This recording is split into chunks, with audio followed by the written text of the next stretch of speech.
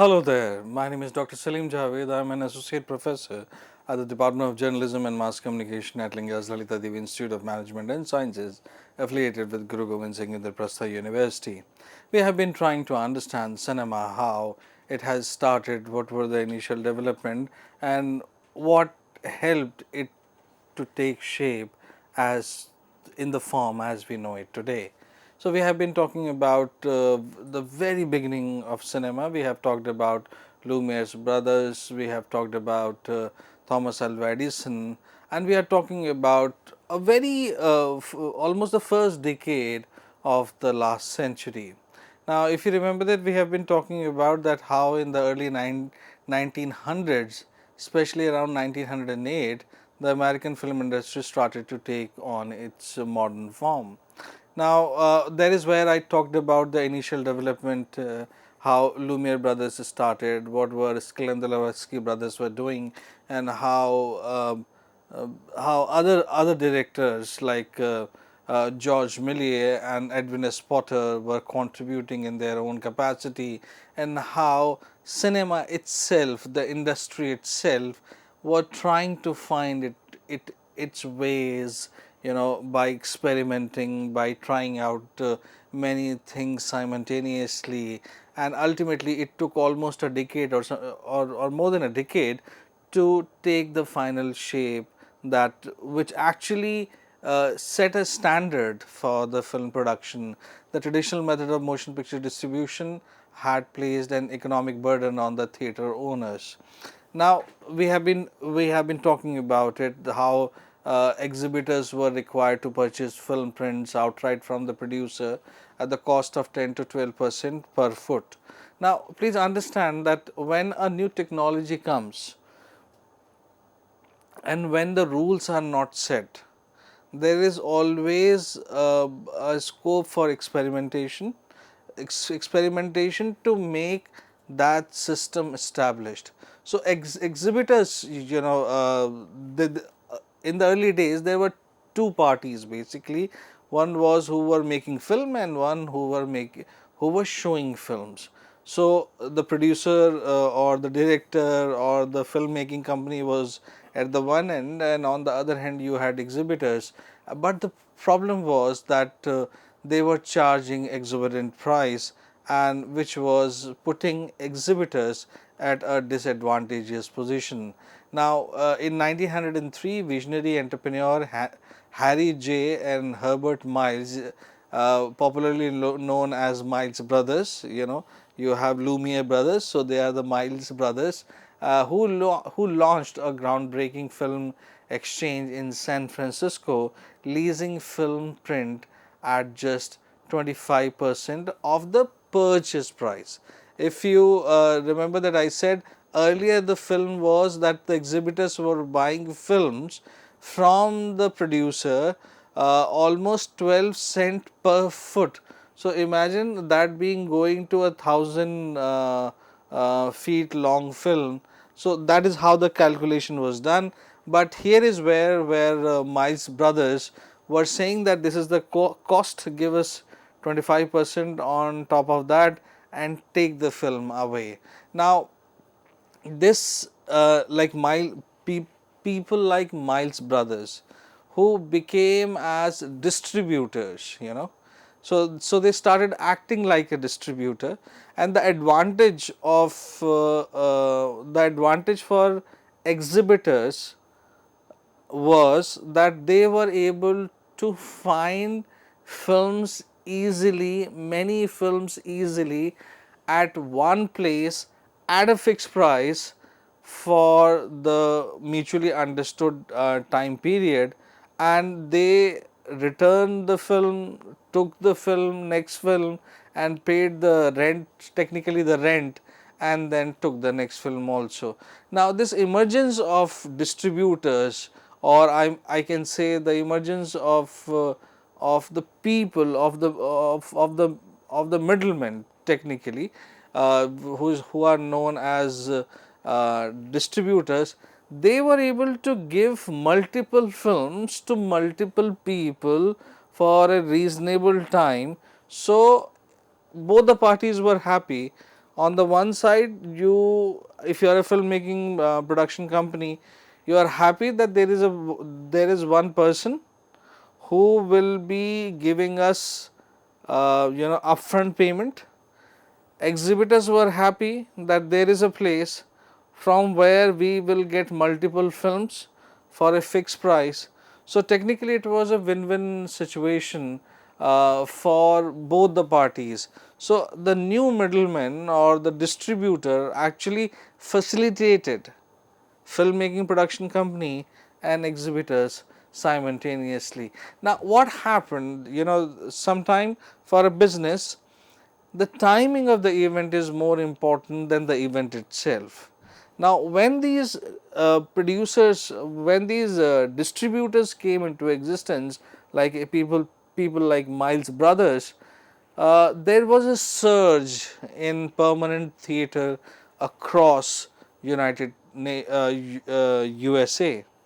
and these theaters were called Nickelodeon, and they were like there was a remarkable expansion. There was a remarkable expansion across US, and now think of that. Why a business boom? Why a business booms? Uh, think of that there are people who are ready to make film, there are people who are ready to show the film. Now those people, those who are ready to show the film, they are increasing day by day. It's called Nickelodeon. You pay a nickel and see the films. So production is going on day and night. Exhibition centers are growing by leaps and bounds. There are people in between, middlemen or distributors, who are ready to balance both the parties, create a pool which is economically viable for both the stakeholders, and it is generating money for the middlemen also. And people are there is a huge demand for more and more content, for more and more films. Why I am saying content, why I am not calling them feature film? Because I'll be explaining about it. So there was a nationwide remarkable expansion, not only in the Nickelodeon but also in film production companies. Now by year 1908, cinema had evolved from a precarious commercial gamble into a stable and well established industry poised on the brink of becoming a major and respected force in entertainment. Now this is really something interesting. If you remember, when we were talking about Lumiere, when we were talking about George Méliès, A Trip to the Moon, and the success of that, and then then this the life of an American fireman, and then the Great Train Robbery. I mean, these are 3-4 films, or Lumiere brothers own films. Um, uh, think of Lumiere brothers, George Méliès, Edwin S. Potter, but they are somewhere 1903, 1902, 1903, and we are talking about 1908, and in 1908 even George Méliès was not making great films. So but they were making films. Now please understand that this specific lecture is for the phase of before they achieve. So it's going, this particular lecture is going to talk about a chaos that like in most film books you read that they developed chain production system, or they developed a factory system. But before they developed any sort of system, this lecture talks about how chaotic the situation was. After talking about three people, Lumiere brothers, obviously they started, first paid exhibition, then George Méliès, Edwin S. Potter. D.W. Griffith comes quite late, or get recognition quite late. He is somewhere in 1915. And we are stuck in a time frame where we are talking about 1905, 1906, 7, 8, 9, 10, 11, 12, 14, World War I started. So we are talking, this specific lecture is about the about the chaos that was prevailing before they were successful in establishing a setup that the world knows. Now, as I just said, that by 1908, cinema had evolved from a precarious commercial gamble. Now see these words very careful with care, that precarious commercial gamble into a stable and well established industry poised on the blink of becoming a major and respected force of entertainment. So, there was something not so organized, precarious commercial gamble. So, people were not taking it as virtue, they were taking it as vice. Gamble is vice. And interestingly, this is a debate that is there in India post 2000, after liberalization, after corporatization, and there is a beautiful chapter in one book, From Virtue to Vice. So, while delivering these specific, talking about 1908, I am thinking about in India almost year 2000, and there is where the word gamble is there, and from vice to virtue was the title of that chapter. So, it is not that that they did not take it as a bad thing. In the beginning of it, it was not a well respected medium. you know uh, I will be talking about it very precisely. I will be talking about MPPS and what is their role, what was going on around. So, what specifically in this lecture I am talking about? I am talking about 1906, 7, 8, 9, 10, 11, 12, that specific time frame I am talking about, where this before the time of this assembly line production, that if you are a director you will be doing this, if you are a camera person you will be doing this. The time that I am talking about in this lecture, there is no clear cut demarcation that who is called a director, who is a cameraman, and who will be developing film in lab. So, though they were people, but they were not clearly put in, they were not compartmentalized till this point that I am talking about. Now, so I was saying that when any business becomes a booming business, because you have to have not only the production, you need to have a good distribution, and obviously there has to be a demand for the consumption also. So, around 1908 that I am talking about, around 10,000 Nickelodeons were there in USA, and they were catering to number of people, and the craze was such that anything that you were producing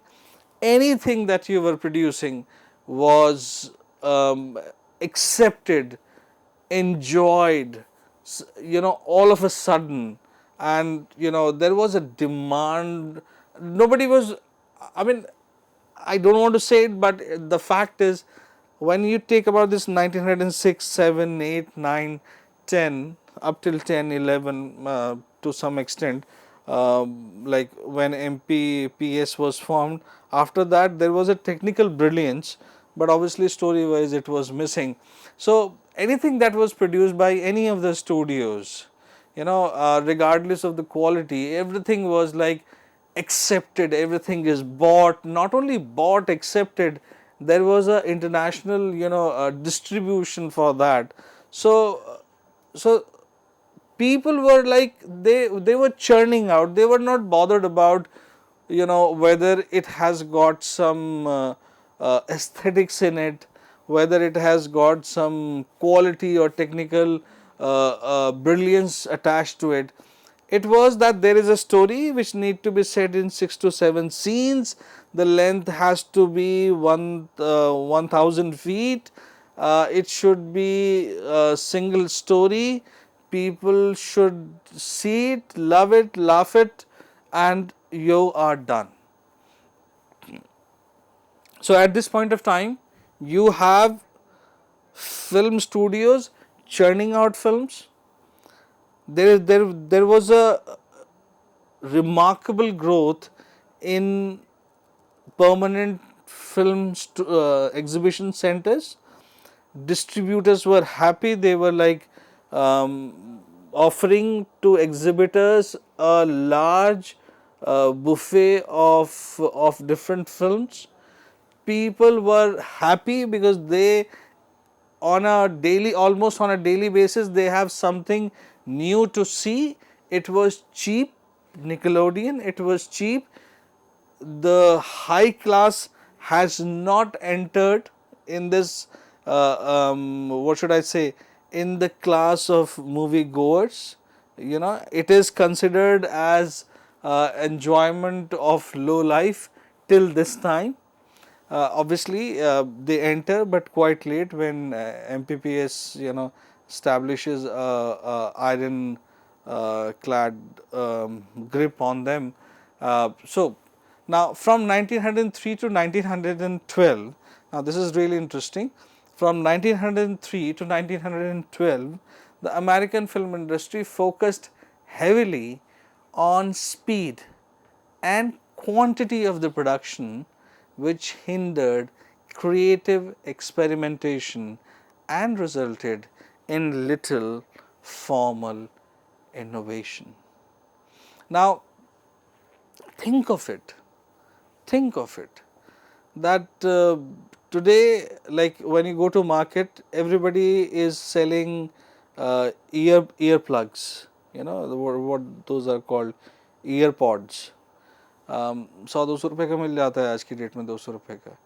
So they are bothered about कि sorry they are bothered about that you should have it, whether it will last for 4 days or 15 days or 4 months. They are not bothered about it. So same thing goes with this specific time that I am talking about, from 1903 to 1912. And trust me, nobody talks about this phase, nobody talks about this madness, nobody talks about this chaos. Everybody says, okay, they had a wonderful system, so they started churning out films, and look how great their film is. And I always say that the greatness comes from madness.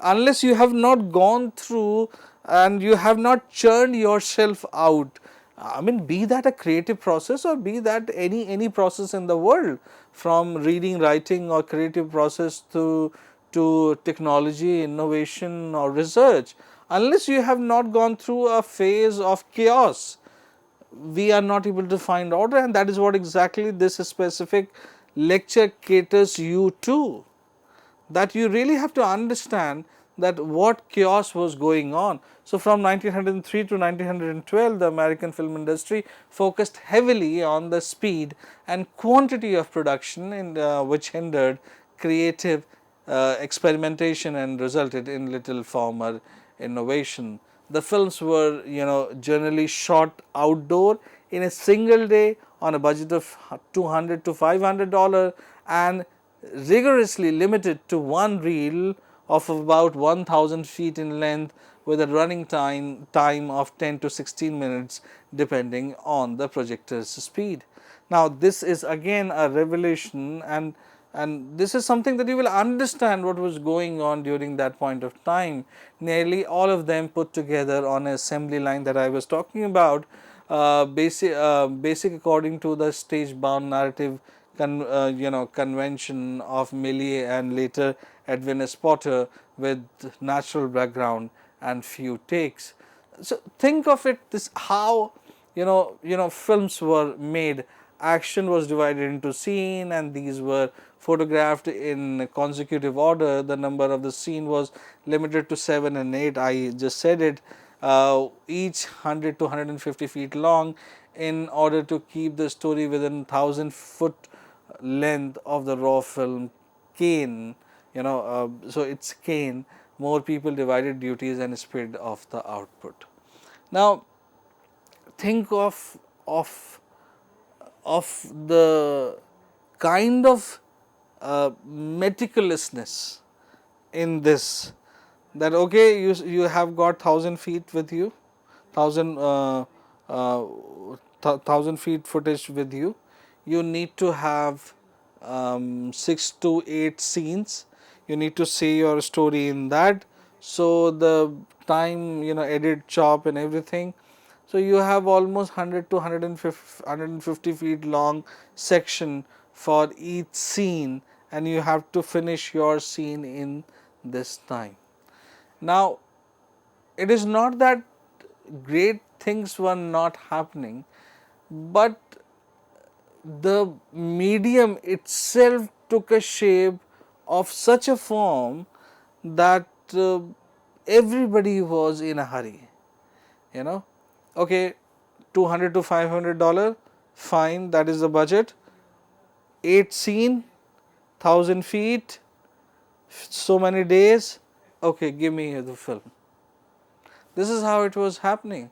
Nobody was bothered about quality, everybody was bothered about quantity, and how will you be doing the work in a given time. That is what exactly when I was delivering a lecture on Edwin S. Potter, he was like, he left and he stopped making films.